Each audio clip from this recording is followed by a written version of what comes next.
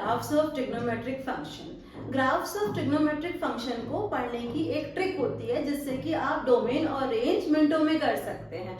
तो मैं आपको साइन का ग्राफ कराऊंगी कोसेक एक्स के साथ because they are reciprocal of each other. तो सबसे पहले स्टार्ट करते हैं साइन एक्स का ग्राफ। इधर लिख लो पहले y is equal to sine x, उसका लिखना है हमको डोमेन। डोमेन का मीनिंग होता है कि x की कौन कौन सी वैल्यू रखी जा सकती है। तो यहाँ पे x की वैल्यू पे कोई बंधन नहीं है, कोई रेस्ट्रिक्शन नहीं है, तो आप लिख दोगे r का मतलब ऑल रियल वैल्यूज। फिर आपके पास आती है रेंज। रेंज का ये मतलब होता है कि y की कौन कौन सी वैल्यू आ सकती है या फंक्शन की आंसर क्या क्या आ सकते हैं। और आपको प्लॉट भी x और y प्लेन में ही करना होता है, मतलब कार्टेशियन प्लेन में करना होता है। तो y की जो वैल्यूज है वो -1 से 1 के बियॉन्ड कभी नहीं जाती। तो उसमें हम लिखेंगे y belongs to -1 to 1 and this is going to help you a lot। Graph में चेक करोगे कैसे आएगा ये।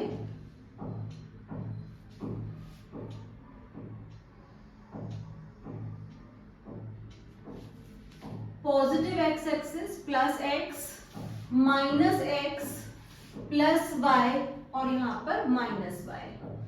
ये आपकी कार्टेशियन प्लेन तैयार हो गया। अब आप यहाँ पे साइन का ग्राफ बनाइए।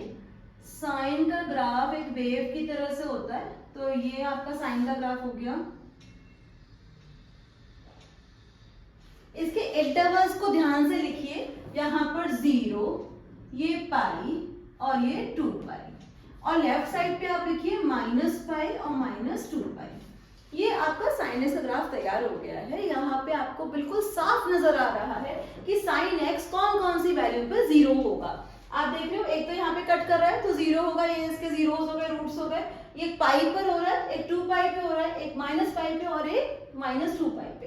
तो ऐसी कई जगहों पर ये 0 होता है। और अगर उसको जनरलाइज लिखे तो n पाई, मतलब कोई सा भी पाई ले लो 1 pi, 2 pi, 3 pi, 4 pi, any pi. And left side पे भी ऐसे ले लो -1, -2, -3, -4, कोई सा भी इंटीजर डाल दो, हमेशा n पाई का आंसर 0 ही आएगा साइन x के लिए। तो हम एक इसको जनरलाइज स्टेटमेंट में भी लिख सकते हैं। यहाँ पर ऐसे लिख सकते हैं sine n pi is always equal to 0। तो ये जो आपका साइन का ग्राफ है, अगर आप यहाँ पे देखोगे कि मैक्सिमम वैल्यू कितनी आ रही है इसकी, तो मैक्सिमम वैल्यू आ रही है 1। यहाँ से मिनिमम वैल्यू मार्क कर दो -1। फिर दोबारा से सीखो डोमेन का क्या मतलब है कि यहाँ हम x एक्सिस से कितना लेके जा सकते हैं। You can take it to the positive infinity, यहाँ से भी -इन्फिनिटी तक ले जा सकते हो। इसी को r कहते हैं कि अगर कोई वैल्यू ऑफ x के ऊपर कोई रेस्ट्रिक्शन नहीं है, वो कोई भी रियल वैल्यू डाली जा सकती है, तो आप उसको लिखोगे domain is equal to r। अब y पे लिखा है, y का मतलब हुआ कि उसकी रेंज क्या क्या है। तो रेंज ऊपर देखो, y एक्सिस पे देखो कि -1 से 1 पे जा रही है, तो इसके बियॉन्ड साइन x कभी नहीं जाएगा। उसका कोई सा भी एंगल ले सकते हो, sin 2x, 3x, 4x, 5x, 1000x, तब भी आंसर हमेशा -1 से 1 के बीच में रहेगा। अब जैसा कि मैंने आपको कहा कि sin x के बिल्कुल साथ साथ अगर आप पढ़ते हो cosec x, तो this will be very very easy for you. तो आप यहाँ पे दूसरा फंक्शन ले लो। दूसरे फंक्शन में मैं लिखने जा रही हूँ y is equal to cosec x, वो भी यहीं पे बनाएंगे। y is equal to cosec x। cosec x को नॉर्मली हम लोग ऐसा लिख सकते हैं y is equal to 1 upon sine x. कभी भी किसी भी फंक्शन को अगर तुम रैशनल फंक्शन की फॉर्म में लिखते हो, यानी कि पी वाई क्यू की फॉर्म में लिखते हो, तो ये लिखना मस्ट होता है कि sine x should not be equal to 0, यानी कि denominator should not be equal to 0। अब अभी मैंने आपको ऊपर क्या बताया कि साइन 0 कब होता है, जब x की वैल्यू n पाई होती है। तो जब हम ये लिख रहे हैं तो साथ साथ हमको ये भी लिखना चाहिए कि x should not be equal to n pi. क्यों नहीं होना चाहिए n pi? Because n pi की वैल्यू पे फिर आपका y is equal to infinity आना शुरू हो जाएगा, इसलिए n पाई नहीं होना चाहिए। तो साइन थीटा इधर लेफ्ट पाई, राइट पाई, कोई सा भी पाई डाल दो, हमेशा 0 ही आता है। तो कोसेक एक्स उन सभी वैल्यूज पे इनफाइनाइट होगा, तो इसलिए यहाँ पे हमने लिख दिया कि n पाई होना नहीं चाहिए। तो अब आप अगर ग्राफ बना रहे हो तो क्या करना चाहिए, यही इसकी ट्रिक है कि जहां पे आपने 0 बनाया वहां पे तो ऑलरेडी एक लाइन बनी हुई है। आप क्या करो, जो पाई और 2 पाई है वहां पे इन्फिनिटी की लाइंस ड्रॉ कर दो। तो इन्फिनिटी की लाइन ड्रॉ करोगे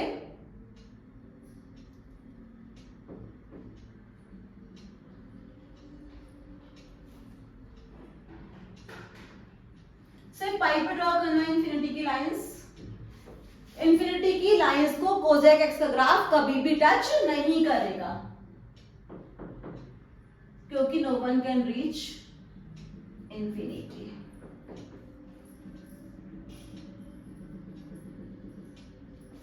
अब ये तो समझ में आ गया आपको कि जो इन्फिनिटी की लाइन है इनको कोसेक एक्स कभी टच नहीं करेगा। अब साइन थीटा 1 कब होता है, यहाँ पे जो पीक आ रही है इसकी वो 1 है, वो कब होती है 90 डिग्री पे, और वो है रेसिप्रोकल, तो कोसेक का जो सबसे छोटा वैल्यू आ जाएगा वो तो 1 ही होगा, तो 1 से टच करा दो उसको। इन्फिनिटी की लाइन को टच मत करो और 1 को टच करा दो।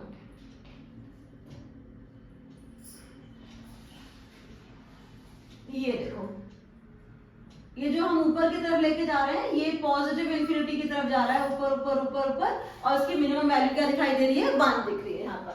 और ऐसे ही यहाँ पर देखो,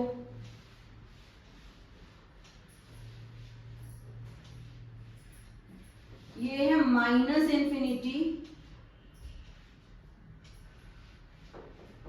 ये नीचे की तरफ जा रहा है मतलब माइनस इंफिनिटी, और ये इधर से किसको टच कर रहा है -1 को, ये पूरा टच करा दो यहाँ से, क्योंकि -1 वैल्यू तो आती है इसकी। ऐसे ही यहाँ पे ये नेगेटिव इंफिनिटी है, तो आप इसको लेके जाओ साथ साथ, पर टच मत कराना,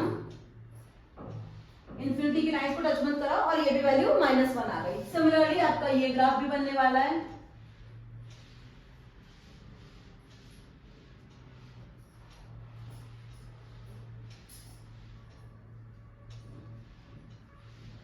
ये पूरा रेड वाला ग्राफ आपका y = कोसेक एक्स का ग्राफ है। थोड़ा डार्क कर दो इसको जिससे प्रोमिनेंटली दिखाई दे जाए।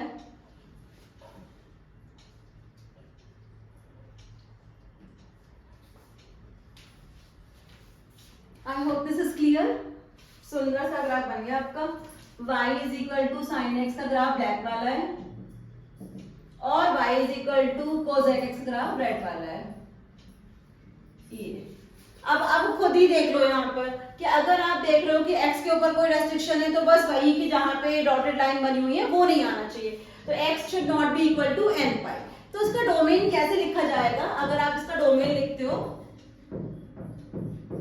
कोई भी r की वैल्यू ले लो r, बस उसमें से क्या हटाना है n पाई। अच्छा n को भी डिफाइन कर दो कि n पाई में n क्या है, n belongs to z, n can be any integer. फिर आप आ जाओ कोडोमेन, रेंज पे आ जाओ, रेंज पे।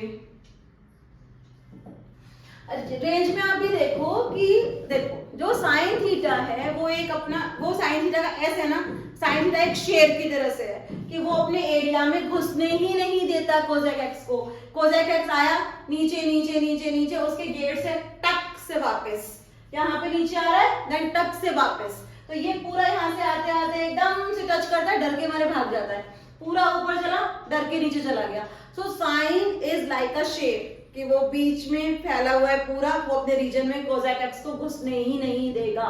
तो यहाँ पे हम लोग क्या बोलेंगे कि किस में नहीं आ रहा है, -1 से 1 में वो आ ही नहीं रहा है, और बाकी पूरी r की वैल्यू ले रहा है। और क्या उसको टच कर रहा है, -1 को भी टच कर रहा है, 1 को भी टच कर रहा है, तो -1 और 1 को क्लोज कर लो, तो वो उसके गेट पे तो आता है साइन थीटा के, लेकिन टक करके वापस।